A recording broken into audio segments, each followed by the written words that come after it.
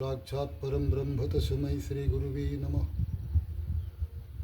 नीलाम्बुजश्यामलकोमलाङ्गं सीतासमारोपितवामभागं पाणौ महासायकचार्यापं नमामि रामं रघुवंशनाथं। बुद्धिहीनतनुजानिकेशमिरोपं कुमार बलवद्विद्यादेमोहि हरहु कलेश विकार। बोले श्यापति रामचंद्र की, उमापति महादेव की जय, पवन सुत हनुमान की जय। सत्य सनातन धर्म की जय हो, धर्म की जय हो। अधर्म का नाश हो, प्राणियों में सद्भावना हो, विश्व का कल्याण हो। गौ माता की जय हो, गो हत्या बंद हो, हर हर महादेव। प्रिय सज्जनों, में सनातन धर्म सम्राट देवर्षि संत विमलेश्वर गुरुकुल अयोध्या बोल रहा हूँ। वर्तमान समय में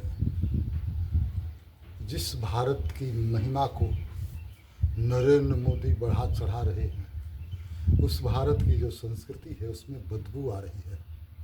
संपूर्ण भारत के लोगों को संपूर्ण विश्व वाले कहते हैं कि दुनिया का सबसे मूर्ख राष्ट्र, दुनिया का सबसे भ्रष्ट राष्ट्र और दुनिया का सबसे चरित्रहीन चोर राष्ट्र लोग भारत में रहते हैं, इसलिए इसको हिंदुस्तान भेड़िया धसान कहते हैं। यहाँ कबीर के लोग अपने धर्म को, अपने कबीर को ही भगवान मान लिए। सूर्य चंद्र आकाश पाताल पृथ्वी पवन पानी जो इनके देवताधिष्ठाता हैं, अन्न जल सभी खाते हैं चाहे जिसके अनुयायी हों। जो अन्न जल पालन पोषण करने वाला विराट पुरुष परमात्मा है, रामकृष्ण है। रामकृष्ण का जो कानून सनातन धर्म भारतीय संस्कृति है, जो प्रकृति रचना किया है, उसका कोई महत्व नहीं रहा। आचार्य महामंडलेश्वर पीठाधीश्वर। वर्तमान समय में हमारे सनातन धर्म के अनुयायी नारी समाज पर आपस में फालतू वाद विवाद कर रहे हैं। नारी के लिए बाबा तुलसी से बड़ा संत और नारी धर्म, नारी नीति और नारी की जो संस्कृति है उससे बड़ा, तुलसी से बड़ा प्रमाण कोई किसी। स्वरूपानंद जी ने नारी को बताया कन्या के लिए कि जब तक वो रजस्वला नहीं होती तब तक वो दुर्गा स्वरूपिणी है, और रजस्वला के बाद यदि उसे पति का संयोग नहीं मिलता, इसका प्रायश्चित पिता को लगता है। इसलिए जब उसके मांग में सेंदूर पड़ता है तब वो सौभाग्यवती और त्रिपुर सुंदरी कही जाती है, और जब वो अंतिम अवस्था में नाती पोते खिलाने लगती है तब उसे जगत जननी कहते हैं। माता सीता ने जिस सीता सावित्री अनुसुईया जितनी आई व्रत धारण किया, तब अपने पति को मृत्यु के यमराज के हाथ से छुड़ा लिया। पर आज की जो तवाइफ की तरफ प्रवचन करता है, जो लाली टुकड़ी लगा करके, एक भागवताचार्य जो है मुस्लिम महिला से शादी, मुस्लिम लड़के से शादी किया। आज जो संस्कृत द्रोही हैं और देश द्रोही, धर्म द्रोही, ब्राह्मण द्रोही हैं, इन सब की जो दिनचर्या है ये हमारे सनातन धर्म को सूट नहीं करता है।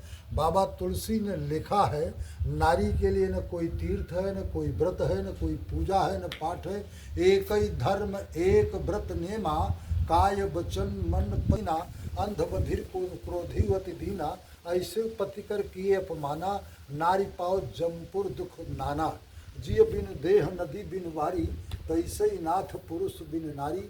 अनावृष्टि बही चली कियारी, जो जिम स्वतंत्र हो विग्रही नारी। इसलिए नारी को दूसरा दर्जा है, व्यंजना है, अर्धांगिनी है, धर्मपत्नी है, भार्या है, और जो है सौभाग्यवती है और पुत्रदा है। इसलिए किसी भी कीमत पर स्त्री के लिए नवधा भक्ति तो कर सकती है, राम कथा सुन सकती है, और राम कथा बैठ कर के श्रवण भी कर सकती है। पर मंच का जो कार्य है आचार्य शास्त्रियों का है, किसी नारी महिला का नहीं है। अब पिता रक्षति को मारे, नर्मदा पुराण के अनुसार पिता रक्षति को मारे भर्ता रक्षति यमुनो, पुत्रो रक्षति विद्युत्रो, स्त्री स्वतंत्रयाम न रहती।